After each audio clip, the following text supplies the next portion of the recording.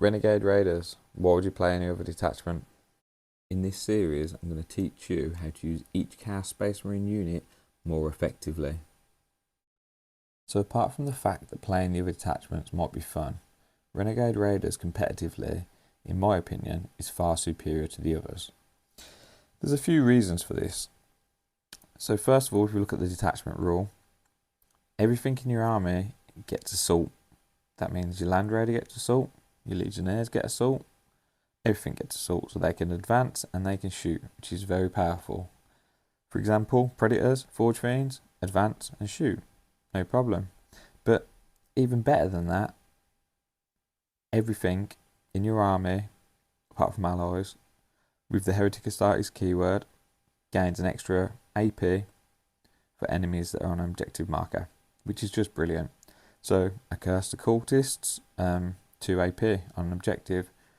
Predator, when it shoots at infantry with its main gun, -3 AP. The last cannon, -4. If it's shooting at infantry, -5. It's a very good rule.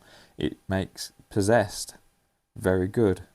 AP -2, damage 2, brilliant. Chosen, -3 AP, which again is very good.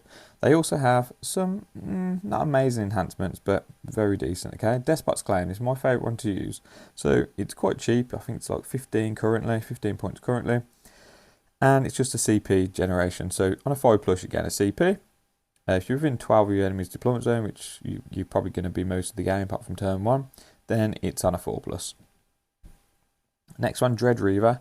Okay, this would be nice on something like a Lord, Terminator Lord, Chaos Lord, or I don't know, maybe a Master of Executions, maybe. Although no, actually he gets the rerolls anyway. But okay, Demon Prince, that's where I would be putting this. So you get to reroll a hit roll and a wound roll if you are within 12 of your opponent's deployment. Which again, you're going to be majority of the game. You're going to be in your opponent's deployment zone within 12.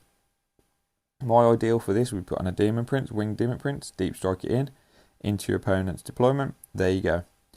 Mark of the Hound. Okay, again, Scout 6, which is incredibly powerful. You can put it into Legionnaires, Chosen, inside a Rhino, Scout 6. You're halfway to an objective already. You can even put it on an AC/DC blob.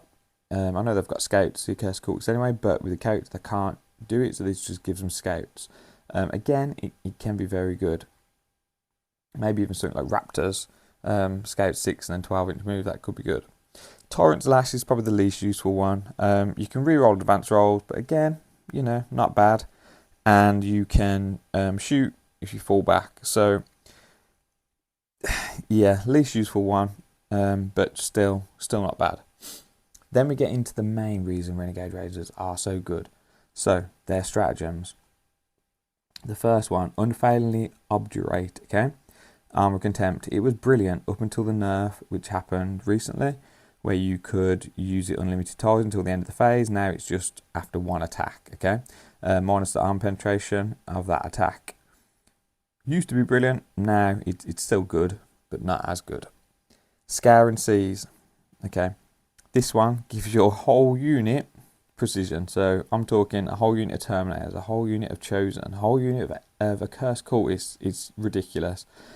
So if you need to take out that pesky Necron character, giving the Wraiths the Feel No Pain, you just use this. The only snag is it has to be, the enemy has to be on objective, but most things that you want to kill are on objectives. The big powerful units, especially Wraiths, they're always on objectives. So yeah, very useful. Opportunistic Raiders.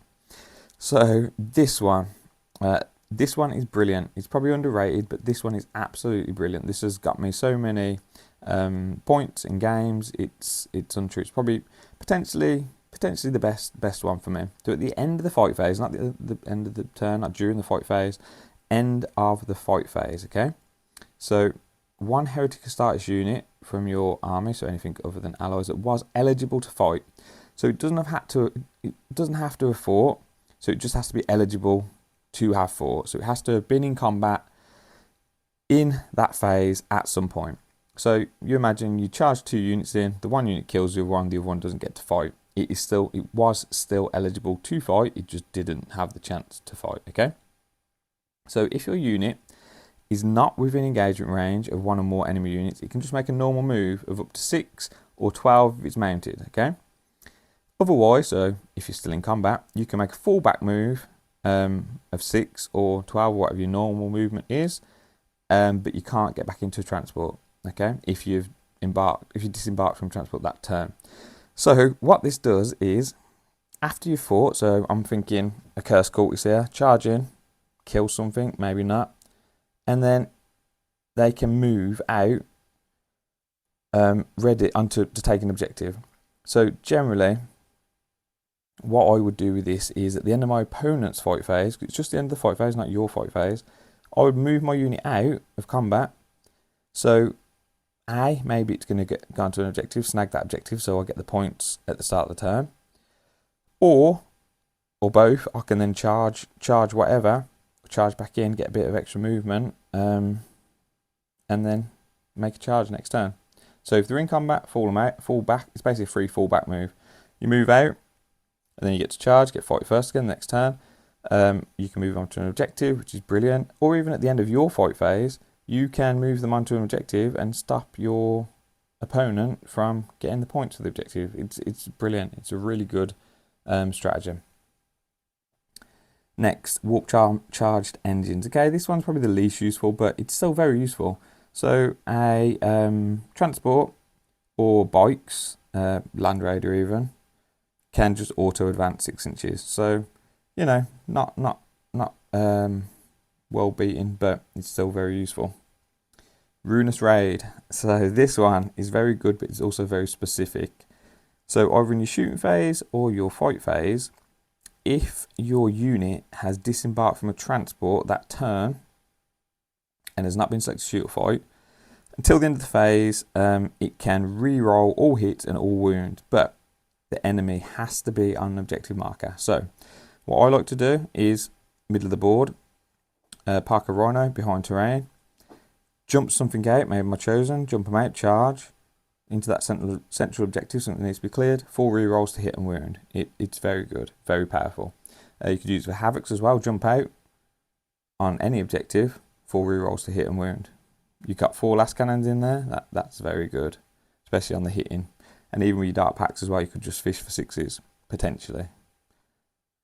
And then finally, Reaver's Haste. This one's probably the one that I use the least because generally I'll forget, well, the second part maybe I generally forget about it. So you've got Advance and Charge. So with my army list currently, I use a Curse Cultist. They get 3 Advance and Charge anyway, once per game. But with Reaver's Haste, any unit can do Advance and Charge. And also, if the enemy's on an objective marker, you can add 1 to the charge roll.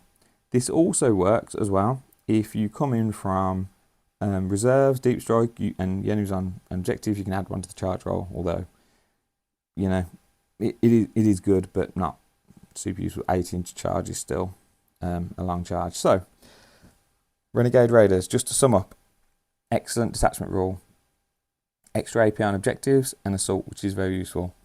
Very decent enhancements, and then the thing that makes it stand out for me over the others and over a lot of detachments for different armies is the stratagems. Every single one is usable and useful, and some of them are just downright excellent. So yeah, for me, currently, Renegade Raiders sits ahead of everything else, and it's what I've been using. If you disagree, if you would like to tell me why you think another detachment is superior, please let me know in the comments.